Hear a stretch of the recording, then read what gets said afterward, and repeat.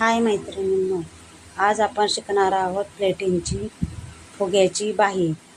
कपड्याला बरोबर मध्यावर मार्किंग करून मध्यातून इकडे 2-2 इंचावर मार्किंग करून घ्यायचे आहे. आपण 5 प्लेटी बनवणार आहोत तर 5 मार्किंग करून घ्यायचे आहे. दुसऱ्या साईडला सुद्धा मार्किंग करून घ्यायचे आहे व बरोबर मध्यावर हे मार्किंगच्या प्लेटी बनवत मध्यावर आणायच्या आहेत.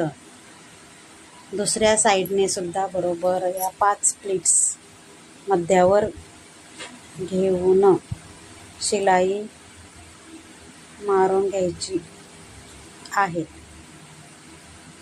दोन्हीकडे 5-5 अशा 10 प्लेट्स तयार झाल्या.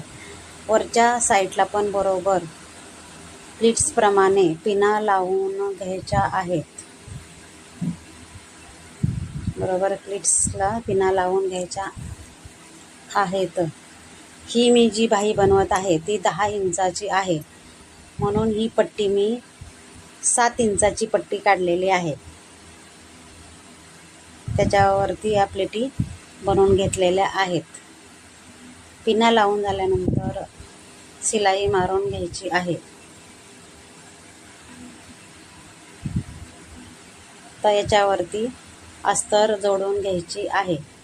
ही 7 इंचाची पट्टी होती, तर बरोबर 6 इंच तयार होईल व 4 इंच बॉर्डर पट्टी आहे, म्हणजे बरोबर 10 इंचाची बाही तयार होईल. आता ही साईडचा कपडा सगळा कट करून घ्यायचा आहे. आता याच्यावर साडीची बॉर्डर मी जोडत आहे. पहिले अस्तर जोडून घेत आहे. दाब शिलाई दिली. वरून पण सरळ कपड्यावर एक शिलाई दिली व जास्तचा अस्तर कट करून घ्यायचा आहे. व जी ही स्लीव्ज बनवली आहे त्यावर ही बॉर्डर जोडून घेत आहे.